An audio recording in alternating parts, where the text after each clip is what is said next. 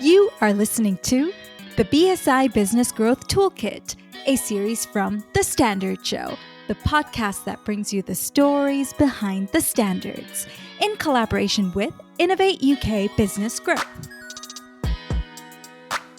Hello, my name is Matthew Childs, and this is the BSI Business Growth Toolkit, a series from The Standard Show, developed in collaboration with Innovate UK Business Growth. Innovate UK is the UK's innovation agency, and Innovate UK Business Growth is a key part of the agency's deep investment to help innovating businesses grow and scale, supporting them with advice on becoming investment ready, internationalising, and managing how they innovate. In this series, we're looking at the relationship between standards and some key business issues, with particular relevance for SMEs. This episode is one of a number in the series looking at managing collaboration.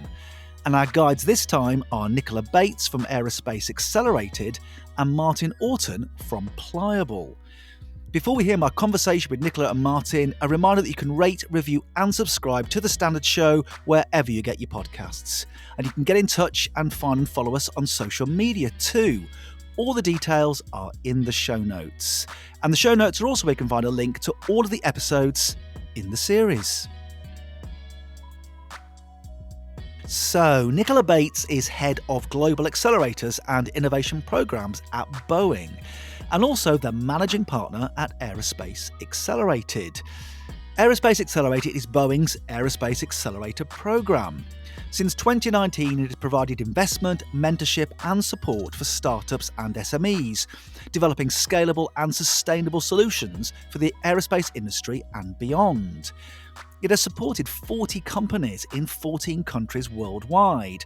Collectively, these companies have raised £200 million in additional funding and created hundreds of highly skilled jobs. And Martin Oughton is founder and chief executive at Plyable, the world's leading custom composite mould producer. Plyable was founded on the desire to shift engineering in high-performance areas such as passenger aircraft, submarines and Formula One cars, away from a very slow and analogue reliance on traditional mould manufacturing. They achieved this by building an international network of high-calibre tooling manufacturers, accessible from Plyable.com to deliver speed, precision and cost-effectiveness. And Plyable was one of the first companies to be selected for the Aerospace Accelerated program. I started by asking Martin about that relationship between Plyable and Aerospace Accelerated. So Plyable was one of the founding members of the Aerospace Accelerated program. Back in the latter half of 2019, we applied. My background's not in aerospace, so I used to design racing yachts. The technology is similar, but if something breaks on a racing yacht, somebody gets wet. And so we were interested in whether our value proposition scaled to solve the demands and needs of global aerospace industry. Being a small company, it's very hard to find the point at which the penetration point for large organizations. And we were actually given the flyer to Aerospace Accelerated by our investors, Forward Partners. We applied and joined the 3-month program, and I was fully bought into this is how we test our value proposition. It was less than 10 days before the demo day. Yeah. Everyone went into lockdown. And Aerospace Accelerated kind of really stood up at that point and supported us through a really dangerous time. Nobody's flying, everyone's in panic mode, investors, tier ones, OEMs. We did a quarter where we forecast zero revenue. It wasn't zero in the end, but I think that process after the initial 3 months really showed to me the value of the group that had been created, what Nick had done. And since then, we've got contracts with global tier ones, with Boeing itself, and now aerospace is 90% of our revenue. Wow, so a big change there. So Nick, obviously, Martin set you up nicely there. A lot of love in the room for you and Aerospace Accelerated. But how do you see it from your perspective? How would you describe the relationship? Well, we're a proud investor in Plyable. We see this as Martin, rightly pointed out, we've got huge bottlenecks in the supply chain. And these guys have proven to us that this is a really efficient way for us to get around some of those bottlenecks. So it was a bit of a no-brainer for us at the time. Obviously, as Martin said, we've been through the worst of times together. And I think that really shows you, from as an investor, that really shows you the founders that you can rely on. I know that I can literally put Martin in front of anyone because we've literally been through the absolute worst. And you see how people perform in those worst case scenarios. For us, obviously during the pandemic, it was the time whenever we absolutely had to stand up. There was a lot of questions about, do we pause the program? Do we run another program? And that is one of the things, and I do get asked a lot, like, why Boeing? Why are you still at Boeing? I'm a startup person in one of the largest organizations in the world. So it's a fair question a lot of the time. But I think that there is an ethos at Boeing, which is Boeing never walks away from its commitments. And that really came to the fore during the pandemic, because we knew that was the time when our founders and our startups needed us the most. And that's how they would judge us in the future, is how we performed and how we continued to support them through that. And that has, for the whole portfolio, we've lost 2 companies out of 42 over the last 5 years, which from a startup failure perspective is eye-watering that they've been as successful as they have. And I think that's just testament to that ability to continue to stand alongside whenever things get really tough. Well, you both set the scene nicely there. And Nick, you've talked there about sort of big and small. So I want to ask you about this. From your perspective, what's the biggest challenge for a small organisation collaborating with a much bigger one, and vice versa? Time. I think time is that, we run at 2 totally different speeds. And I think that's where, having that buffer, like a Aerospace Xelerated team in the middle to help kind of normalize that speed in which each of the organizations move. And there's no doubt as well the complexity in our organization. How does a 1 or 2, 3 man team begin to navigate a 160,000 person organization?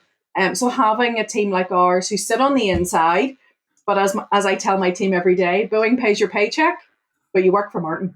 That's the bottom line with the team. So they very much are on the side of our startups, helping them navigate those internal, structures, but also those internal politics. When is the right time to approach a team? When isn't? And really getting a good feel for that, or helping them understand when they've gotten a no. And perhaps at our side, they've been too polite to say no.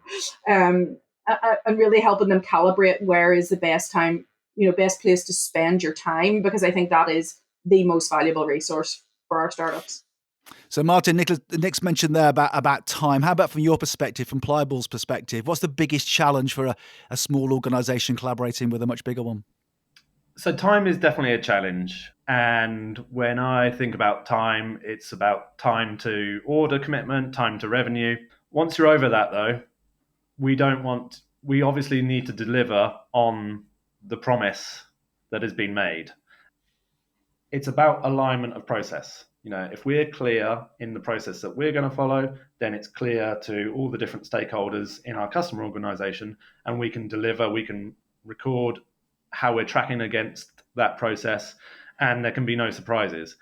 That means that come the end of the project, we've delivered successfully, and we know we're in a good stand for the second, the third, the fourth, an ongoing relationship. We've put a lot of time into that first order, and if we don't deliver, then that time is just wasted. It's a one and done deal. We know that Plyable has a very we're not a subscription model, so we don't have recurring revenue, but it's a very sticky business model. Revenue is recurring by its nature, in that the problem doesn't go away. We need to be aligned in our process, and that's something that we're constantly learning, constantly evolving. It really used to bug me in the early days, but now as my own business is scaling up, I can see how process is massively important, and we're putting those processes in place to make sure that they're aligned with the processes in our customers. And it's about expectation. About being clear in your communication. What are you going to deliver, when and how? Now, you've mentioned there, both of you, some of the challenges, and you've kind of got on to my next question, really. I'm interested in your top tips for getting collaboration right from both sides. And also, if you're able, to talk about how standards generally can help make that process easier. Maybe starting with you again, Martin. Yeah, so I'll just follow on from my previous point. Communication is the most important thing when collaborating. You have to be clear. So clarity of communication. Often that is not as easy as it sounds. We do that. So we've got ISO 9001 as our quality standard. That lays out everything right from quoting to delivery, the process that has to follow in the Plyable organization to adhere to the ISO 9001 quality standard. That enables us to show to our customers, right, once you're at this stage, this is the process that will be followed.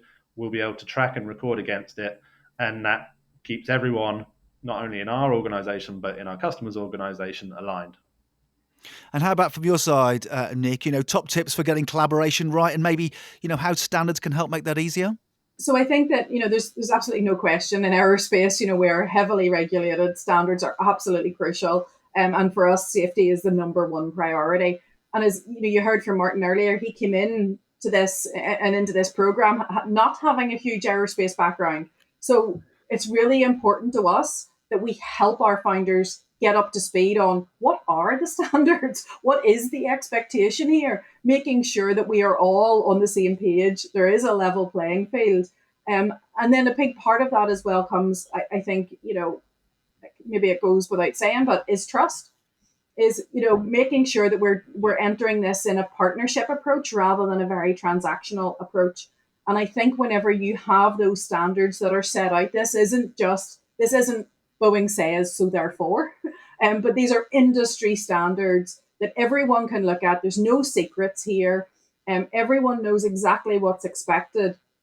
It's much easier then to have that partnership, because we all know what we're all trying to achieve, not just what we're trying to achieve individually. I think that is the real solid foundation to a real partnership. That then builds on, Martin getting a closer relationship with our engineering side that really understand their problem sets. They can communicate those in a much more open fashion with him, and he understands the parameters that they have to work within in order to solve those problems. And as an innovator on the outside, let's be honest, he can just solve those problems much quicker than we can. And that's where we rely on our innovator community through Aerospace Xelerated to help us with those challenges and help us understand what we can and can't do, and how we operate within that whole structure that we have in order, to keep our airplanes safe. I think the range of things that we work across is so vast, so whether it's from, we've got technologies that are obviously, going into aircraft right now today. But at Aerospace Accelerated, we're looking at the whole enterprise. So we're looking at things like human resources related technologies. We're looking at quality related technologies, a lot of software related AI applications and so on. So the range of standards that we're looking at is vast for these companies, because obviously they all have their different relevant standards. I think what's important, however, is being able to reach back into that expert community at Boeing who live these standards day in, day out. They have done for many years. There's a huge amount of expertise built up there, and making sure that those innovators are connected with those right experts for that particular domain that they're in. Because obviously there's an international context to this as well.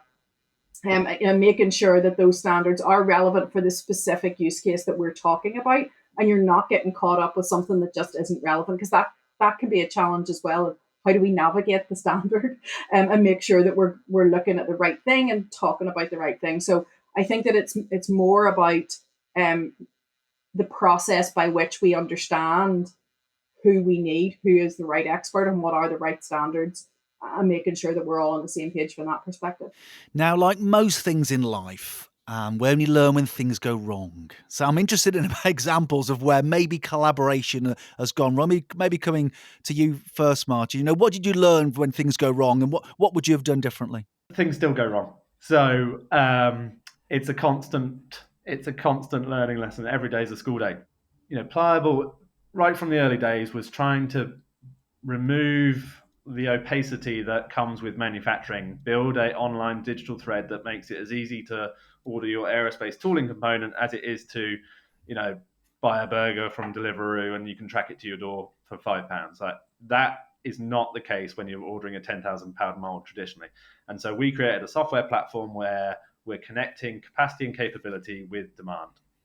And what we learned was, as soon as people go outside of our software platform, the value gets lost, communication is unclear, and it quite quickly breaks down. People get lost in where information is stored, where it should be stored, who it should be copied to, what email thread. And so what we constantly try and do is ensure that our platform is robust, easy to use, and that all communication from first point of contact right through to a signed delivery note is kept within the Plyable software ecosystem. That goes back to communication, to clarity, to process. As soon as something breaks in that, then you're chasing your tail and you've got a problem to solve. Like I say, every day is still a school day, but that's what we're striving to do. How about from your perspective, Nick, an example of where collaboration has gone wrong?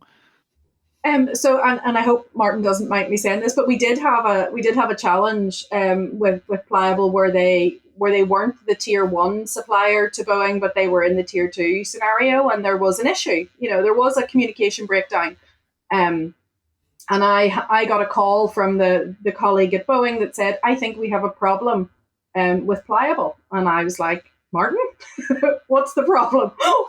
And literally inside about 15 minutes, Martin was on the call with a very senior executive at Boeing, and to be able to say, actually, here's the scenario, and the problem actually wasn't a Plyable problem, but it was very easy for that tier 1 supplier to point the finger and say the problem was at the Plyable level. We were able to resolve that literally within 15 minutes and 2 phone calls. So again, that trust, that ability to lift the phone and just have a conversation and unravel something that genuinely Martin may never have heard about otherwise, but may not have got a follow-on contract as a result, or it may have harmed a reputation somewhere else. So being able to identify those problems really quickly and actually just get on it and get it dealt with one way or the other. Equally, had it have been an actual Plyable problem, it would have been solved. They would have shown how they stepped up in that scenario. So I think it's that piece about having that partnership rather than, as I said earlier, rather than transactional.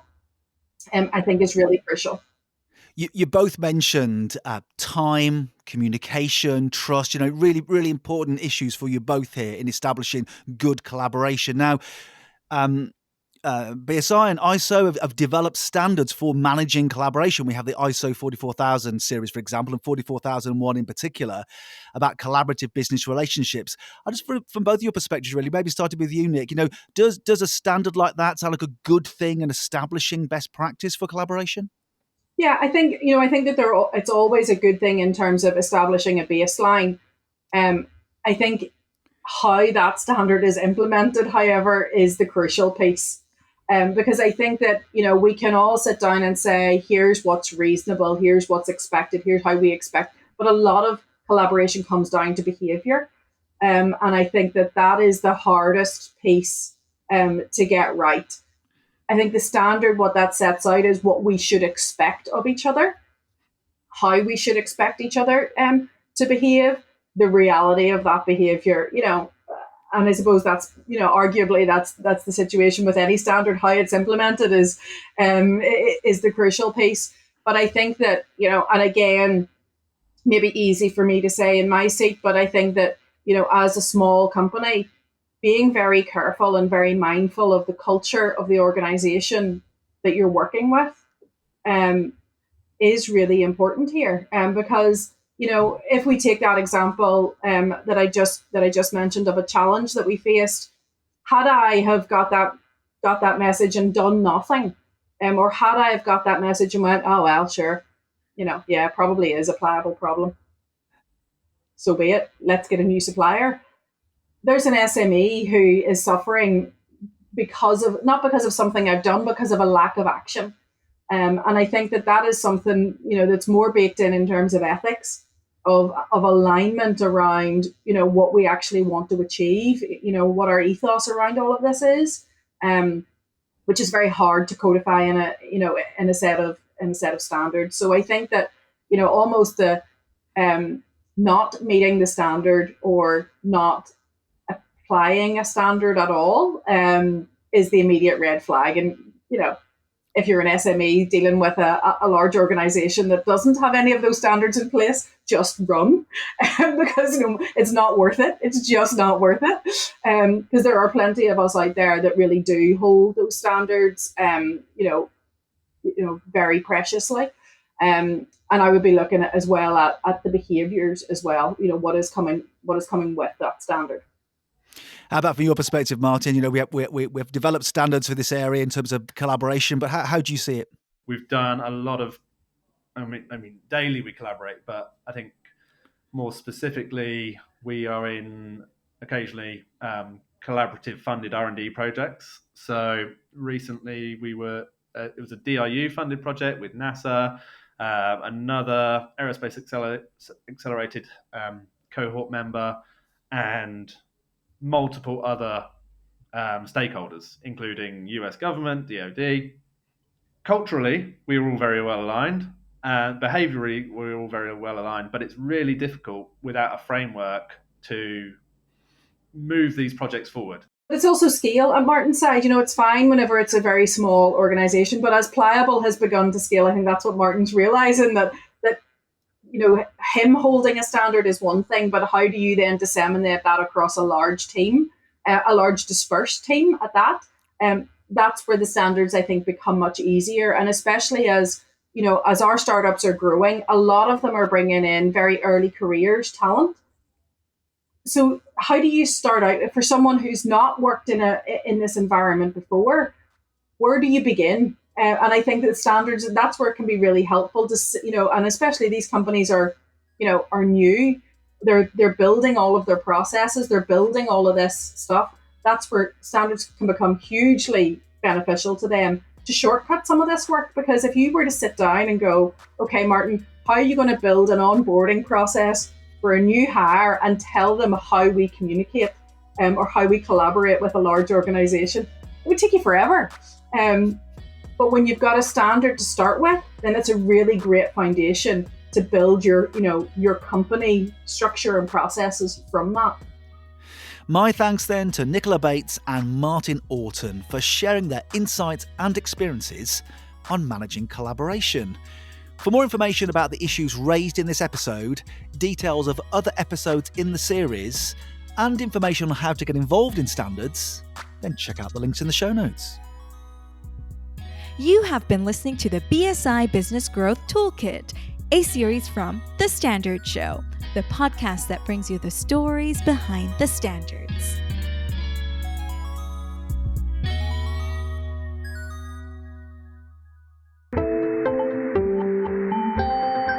You just heard a Stripped Media production.